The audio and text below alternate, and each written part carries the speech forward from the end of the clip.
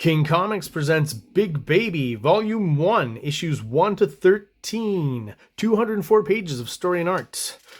King Comics also presents Star Crasher one-shot, 32 pages, cosmic sci-fi surrealist adventure. You can find these fine comics at kingcomics.ca, at MaximusRex13 on Instagram, or on Facebook, MaxRex or Big Baby. Hey, what is going on, everybody? I am Maximus Rex, and once again, this is Big Baby Reviews. Today, we are going to be looking at Spawn number 2, dated June 1992. Why are we looking at this issue? Well, obviously, I'm going to explain that today. So, we've kind of reached the point with past episodes where I'm kind of all in. I'm collecting comics. I'm buying them at the corner store, the Canex, on the military base I live on in Victoria, British Columbia at this point. Okay, so 1992 again.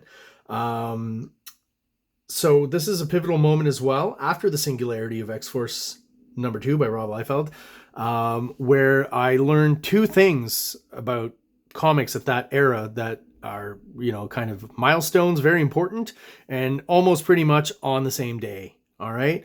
So I hear, and I think at this point, I'm trying to remember who I heard it from first. I think it was possibly my sister at that point, or my friends who were also collecting comic books. There were a couple of my friends and I who were into comic books, buying the X-Forces by Rob Liefeld, the Jim Lee X-Men at that point. I still hadn't heard about Todd McFarlane, right? I hadn't heard about him. I knew about him visually because I read that Invasion number 1 way back when. I did a review of that one as well earlier on, but not knowing much about comics at that point, who the artist was, what he does, and how comics work. So I wasn't really focused on who's the guy drawing. I was just kind of looking at the artwork, right? I didn't know how credits and stuff worked quite yet. But at this point, what happens is I find out, that all these guys who are doing my favorite comics and others that I don't really know about are forming this company called Image Comics, right? And they're leaving Marvel and they're doing this and creating their own characters and stuff, right? So I find out about it somehow. Back then, there's no internet yet, so I'm not quite sure, but, I found out. And B, I also find out that comic book stores actually exist. I didn't even know at that point, had never conceived of the idea up to that point, that there were stores, specialty stores, that sold only comic books, okay? And at that period, there was also stores that were kind of doing comic books and like sports cards and trading cards and things like that. That was pretty common. So, back then, what do you do when you're, fairly resourceful kid? I found out about Image Comics and I found out about comic book stores. So my obvious question is then, well, where are these comic book stores? Back in the day, no internet, so I grabbed the Yellow Pages, these ancient books full of telephone numbers of commercial businesses, and looked under the heading comic books to find out that there were a few comic book shops in Victoria, British Columbia. And to my, glee and surprise, I find out that there's a comic book shop, literally, I would say about 5 to 6 minutes walk away from my house on the military base. No idea in the few years that we lived there that there was a comic book store there. So basically what, if I can draw you kind of a map with my hands here, here's the military base. We live kind of on the edge here where it starts. Here's the Canex where I'm buying my comics right around the corner, right? 3-minute walk maybe. Okay. And then we continue and we get off base. But right here, for some reason, there's this old road that's blocked off. You'll see these in cities sometimes, and they've put like these big cinder block concrete blocks here and at the other end, right? So cars and things can't go by, but bikes and people walking can. And once you walked up that road, when you got to this point here, you were no longer on the military base, and there was a strip mall right here, kind of going this direction here. And one of the first, second, possibly the third shops right on the edge there was that comic book shop, okay? So I remember discovering this, gathering my couple of friends who were into comic books, walking down that street and getting to the comic book store. And, it was like, whoa, Valhalla, or whatever mythic paradise or afterlife paradise that you want to think of. And at that point, because I had just read, possibly the same day and that week, found out about Image Comics, heard about Spawn, and this guy, Tom McFarlane, who's a hot artist. That's about all I know. And this is on the stands. So obviously, whatever money I had at that point is going towards this. Picked it up. And another kind of momentous moment in my early collecting that, cemented the idea that I wanted to be an illustrator. So just missed out on issue 1. eventually got it a few months later. What would happen? This is the last comic book, if I'm not mistaken, that I bought in Victoria, because as Army brats out there will be familiar, at the end of this summer, my father was posted back east to Ontario, North Bay, Ontario. So at that point, with the next few comics, I'm living in North Bay, Ontario, or actually one of them I actually bought in our travels back along the way. I'll explain that. I believe that's not next episode, the one after. It's one or the other. I believe it's next episode. And we'll talk about that comic. So this is where I find out about Image Comics, Todd McFarlane, and right before I move back east. That's what I can remember on the timeline there. And this is where I discovered Todd McFarlane officially and consciously. Great cover, painted by Glenn. Is it Glenn? Anyway, Stacey. I know he did issue 1 and 2. Stopped after from issue 3 on. Todd McFarlane did the covers. I mean, I like it, but back in the day, I thought it was a little weird on top of McFarlane. I would have just preferred the McFarlane artwork all by itself. Not that this is bad necessarily, but yeah, still prefer old Toddy Mac on his own. So let's have a look. I mean, the cover is, you know, typical Todd McFarlane Spawn shot, you know, sitting on a church or obviously in this case, these are graves, his own grave, Simmons, right? Because Spawn is Al Simmons. So he's in a graveyard or usually on a church, and he's just kind of sitting there pouting with his cape flying in the wind. Bats occasionally. So we do have some bats here today. Let's crack her open, have a look inside. All right, so just from this first shot, my young mind is blown. You know, just kind of like Rob Liefeld and Jim Lee's. There's something about the aesthetic that Tom McFarlane establishes, all these lines and stuff, that is super cool to a young kid's eyes, and, you know, just very pleasing. And again, I'll use that word, attainable, right? There's something about this where I'm like, I think I can, you know, approximate some of that stuff, get close to it, right? It's not clean enough to be that highly precise style of inking, where everything's so clean that you know you don't master the technique, or it can take years to master the technique with some of the, you know, more old school inking tools if you're not doing it digitally. But this again just has a certain grit and a funness to it. Like, it seems fun to draw. I think there's something we have to remember. Like, it feels like the guy who's drawn this was having fun, and to try to reproduce it at that age where, you know, I'm doing a lot of swiping feels fun as well. And to try and draw in that style later on without necessarily emulating a particular shot like this one is fun as well. So, story, pencils and inks, Tom McFarlane. So he's doing the whole thing now. Letters, Tom Orzechowski. Editor is his wife, who eventually stops after a few issues and some, you know, pretty horrible, violent stuff, content in the Spawn series. And colors, Steve Olive and Ruben Rude, Ollie Optics, right? At the time, this was, you know, groundbreaking coloring. And I will say that, you know, Steve Olive tended to do his best work on Spawn. It's assumed that Todd paid the most money, but he certainly got a lot in return for that. The Spawn comics, the coloring for the time and stuff, like, definitely the best of computer coloring of early 90s to me. You know, subtle enough, but, you know, using, you know, different values and stuff to its advantage, and certain effects occasionally, which maybe are more related to digital media, especially when it comes to coloring. Now everything is digital, right? The drawing, the inking, most of it. Very rarely is it done old school, but it kind of started with coloring and then worked its way back, you know, from coloring digitally to inking digitally to actually drawing digitally. So the Violator we're introduced to, morphing character that will change as a kid. I didn't know that yet, so this guy just looked like a cool, weird clown. You know, I really like the It TV movie that aired a few years prior to this. So, you know, any kind of scary, psychotic clown is appealing to me in a weird horror kind of way. Kind of funny that he's talking to a cat. Monologuing. You know, this is probably what John Leguizamo saw when he, you know, did the horrible, horrible version of the Violator in the Spawn movie. Sorry, Todd McFarlane. That movie is just horrible. Yeah.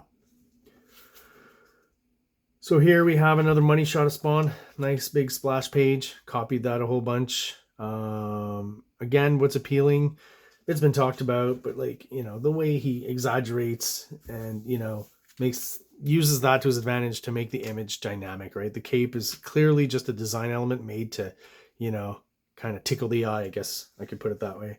But he can be a good draftsman. I like when he does this kind of stuff here with the shadow of the cross falling over the cape. That's super well done, right? That's hard to do, and make it look right, to have all those different, how it, the level of the shadow changes from fold to fold, whether it's up above or down below the other folds. That's not easy to do, or just to do right, I guess is how I'd put it. So that's great. These are the first few issues as well, so Todd's still kind of like really hauling ass in the artwork department, and just eventually I'm sure deadlines catch up to you when you go from doing monthly comics in the mainstream and then to try to do monthly comics on your own, and where you're having to take care of everything, the publishing, the printing, etc.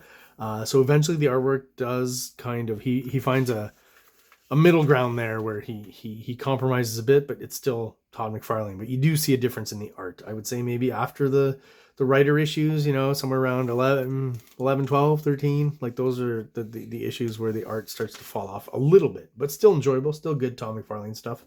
Gets a little repetitive if you've read Spawn well into the 20s, 30s, and 40s. It starts to get a little repetitive. Anyways, once again, great splash here. The old McFarlane profile, which he uses to great effect visually and to, beat the deadline. Does some inserts into a splash, which I always think are cool and a good way to get story across and storytelling across. So we learn more about, Spawn and his plight, which I'm not going to go over. I'm sure most of you know. Okay, I will go over it just for anyone who doesn't know. Spawn was some sort of assassin for the U.S. government, the CIA, and he was betrayed by his boss. And one of his partners on their, kind of psyop super secret teams actually killed him on a mission. And he went to hell and was offered a deal by the devil to be able to go back on Earth to see his wife. And he accepted that deal, only to be returned to Earth as this, what they call Spawn or Hellspawn, an agent of the devil on Earth, right? Originally, his goal was to harvest souls to bring to the devil. Some of that kind of went by the wayside later. I didn't follow Spawn all the way to the end. Well, not the end. It's not ended. It's still being published. But I did kind of swerve off back in the day when I was a kid, around issue 25, 26, somewhere around there. And I have remedied that now. I'm, back into collecting issues 1 to 100, just missing a few there near the end in the 90s. Those are hard to find. But, I figure if I have to run from 1 to 100, I'm pretty good. And that's what I really want. It's basically the cutoff where Greg Capullo, who's the second Spawn artist after this and who's super awesome. I didn't appreciate it first, but eventually, clearly, because his art got so amazing, I learned to love him. So I have the McFarlane and Capullo run as far as, my runs with, comics from this period mostly rely on the strength of the artist. So, because most of the stories aren't that great. Some of them are fun, here and there, but most of them are not that great. This is not a great, issue story-wise by any means. It's fun. It's entertaining. The art's cool. Here, Spawn, even though he never looks at him, acknowledges that there's this weird kind of dwarf clown that's following him around, right? And here we're introduced to the other side of Violator, right? With this sequence, don't show him off right away. Show a bit of him. Good storytelling. Maybe that's even a bit too much of a reveal here. I mean, it's down to your taste, really, but maybe I would have waited for that, throwing in another shot of, maybe a silhouette of him from the back or something in this panel, Another kind of shot where you don't actually see his face. But yeah, you see him ripping into this guy and pulling the hearts out. So there you go. And I don't know if it's clearly established if he doesn't ever claim to be the Violator here, as he's already claimed to be when he's the clown. So I guess I assumed at this point that this was not necessarily the clown character, or at least we're meant to. I don't remember specifically. I was like, oh yeah, if I already knew, or, I just don't remember. I remember looking at this and liking it, though, back in the day. A lot of people have criticized, McFarlane's design of the Violator. Say what you will, he doesn't, at that time and even today, he doesn't look like anything else I've ever seen. There's something to be said for something being distinctive. I'm a musician, and, in music, there are some singers who you wouldn't qualify as, necessarily gifted, talented, or even technically sound, but the thing with their voice is that it's distinctive. So someone like that, for example, would be, Lemmy from Motorhead, right? Not the greatest technical singer in the world, but anytime Motorhead comes on and you hear him singing, you know that's Lemmy. It's very distinctive. Ozzy Osbourne would be another example, not the greatest technical singer, but, anytime you hear a song and you hear Ozzy singing, you know it's him, it's not anyone else. Very distinctive. So I find the design here, again, to be very distinctive and very McFarlane. Oh yeah, the good old Dark Knight ripoff media shots. So that's to get story points across, some exposition out there. I think that fell by the wayside eventually as well. I don't know how necessary it really was. I think I read them for the first few issues and then I stopped. Some more good art, cool design for the pages. We're looking at the specifically artwork. I love these kind of things where panels layer over each other and create more depth within the image, right? So if you had this Spawn here within a panel and not going out like this, you'd basically have one plane within that panel. Now what happens by putting the panel behind Spawn and having these overlaps here, here, here, this here, that creates another plane back here, right? And then on top of that, by adding these panels here, you get another extra plane here, right? And then, it's almost at this point, like, is this close to us? Is this far away? It is overlapping, so I'm going to assume, obviously, it's closer to us. But there's a lot of ways you can trick the eye and create more depth in an image. Tom McFarlane talks a lot about this, those overlaps.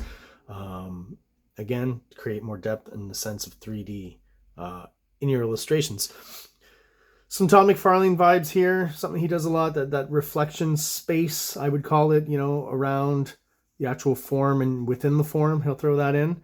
I always thought this drawing was very cool. I think the coloring probably helps it, but the simplicity of it too, right? It's not a complicated drawing, just a lot of simple lines and clear lines, right? And it obviously definitely helps the light effect to not see Spawn's costume details that we don't see on okay, so like his mask here, right? You know how that looks, even kind of the lines going down his chest. So it's kept very simple, like a nice big flash of light would make you look in that kind of instance. Here's a weird storytelling thing, right? So at this point, we know that Spawn was married. We've seen him as Al Simmons and his wife in flashback sequences. So the colors are kind of, if I remember correctly, kind of light or monochrome. So at this point, we don't know that Spawn is a black man or that even his wife is black. Because when you see her in issue 1 and flashbacks and stuff, she doesn't look black, right? She's not colored black. I'll put it that way. So Spawn here tries to revert back to Al Simmons, his original form, right? So he turns into this guy. So you can assume, okay, so Al Simmons was a blonde dude. And then, oh my God, no. And he's, come on, work. And he's trying with more energy. Okay, not again. This can't be. I'm a black man. So very confusing in the storytelling as a kid. Okay, so what I wondered as a kid when I got to this point is Spawn actually a white guy? And, anyone else right now with his transformation would see him as white. He is seeing himself as being black, right? Not again, this can't be. I'm a black man. So is he in the moment going, oh my God, I'm black, and looking at his hand, right? When in fact, I guess he would appear like this to the public, to you and I. Or is he saying that I shouldn't be white because when I was Al Simmons and alive, I was a black man, right? That's what that second option is what you're supposed to get here. But it confused the heck out of me. I didn't consider that as a kid. I just was like, I guess he's, not seeing what he actually is and it's insulting to him. So I thought it was just very strange how this was brought up in the storytelling. Very confusing to me, right? So it does end up that Spawn's actually supposed to be black and he's not happy, obviously, because when he's trying to look normal, he's not looking like himself as a black man as he was, but he's turning into this white guy. That's what you're supposed to understand. But again, I thought that Al Simmons, was originally white, is turning white by using his powers here, but sees himself as a black man. Very confusing. I don't know if this is their introduction. It might just be Sam and Twitch, story B characters, B story characters.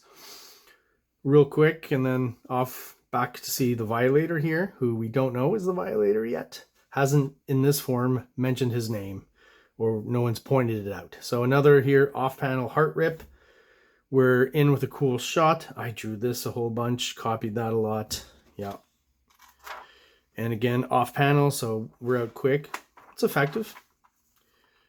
So here Spawn is some more cool art everywhere, kind of, you know, twisted, a little bit stormy, you know, chaotic. I like this page because of that. The stuff he's doing down here. Like he's